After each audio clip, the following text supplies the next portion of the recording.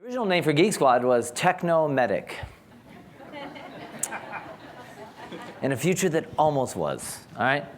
Now, the best thing ever to happen to me when I started my company is I had no money. When you have no money for marketing, everything you do is marketing. Now, I'm not against marketing or PR or anything else, but when you have to build everything yourself by hand, you just make different choices. And you just, you do things differently. You have to be more creative. My kids have more fun with an empty cardboard box after the appliance gets delivered than they do with any beeping gizmo they get for the holidays. And I think it's the same for a company, that even when you have the resources to buy things and the services of fancy consulting firms, you're going to be a better customer if you try and do it yourself. And so I'm just going to talk, I only have like 8 minutes, so I'm actually going to talk about one thing here. But I changed the name. I paid $800 for the Techno-Medic logo, and the night before the illustrator was going to draw it, I said, Techno-Medic sucks. Everybody thinks I fix medical devices. I need to lie about how big I am, so it was just me on a bicycle, and I said, I want you to call it Geek Squad. That way it's a generic name, and I can kind of get into all sorts of businesses. My original vision was to do web programming like everybody else in 1994. But I started doing computer repair because it's easy to get into. And that's why service and retail experiences suck so bad, because nobody realizes that everybody's in the service business. In the service business, you don't have to have a building. You don't have to have inventory. You just have to show up and do the service. So I paid $50 for the Geek Squad logo.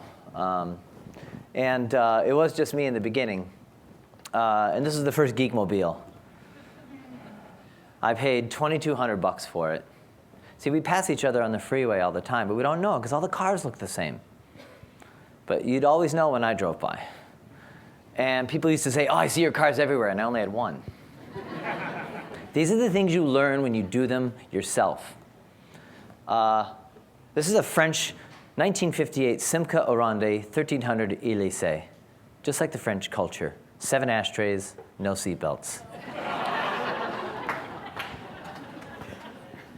Long story short, because I don't have a lot of time, I don't know anything about venture capital. I started with $200, and that was basically to be in the back of a Mac store back then when there were independent Mac dealers, and they didn't even do service. They just want to sell the stuff, and I was the guy that would do the out-of-warranty repairs. And I wanted to go to Best Buy for years. I knew they were going to be number one. Their stores were just cleaner and brighter, and it turns out they did all their own advertising, more DIY stuff.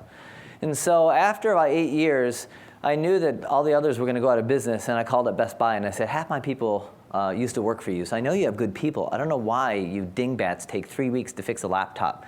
Your customers are coming to me, paying me $300 to fix their laptop in 3 days. If we join forces, we ought to be able to accomplish something. So that's how the partnership worked. Most people think that Best Buy invented Geek Squad. That's how an acquisition should go. I hear about a lot of acquisitions, and don't you hate when they acquire these companies in Silicon Valley, then they kill them? And as I were the founder, I'd be really pissed off. So I think a real measure of an acquisition is 10 years later. Was it a good deal for the employees? Almost all the Geek Squad people are still working there and getting great benefits and stuff like that.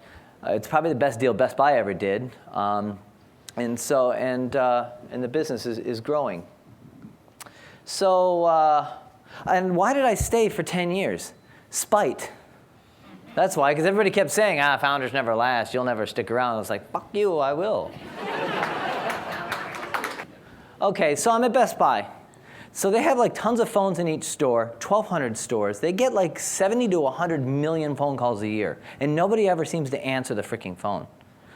Now Twitter comes around, and one day I'm watching Twitter, and this guy's like, Best Buy sucks, Best Buy sucks, Best Buy sucks on Twitter. I'm like, whoa, whoa, whoa, whoa, whoa, what's the matter? He's like, third time they did the laptop, they didn't fix it right. I'm like, where are you? He's like, I'm in the parking lot, and this is all on Twitter.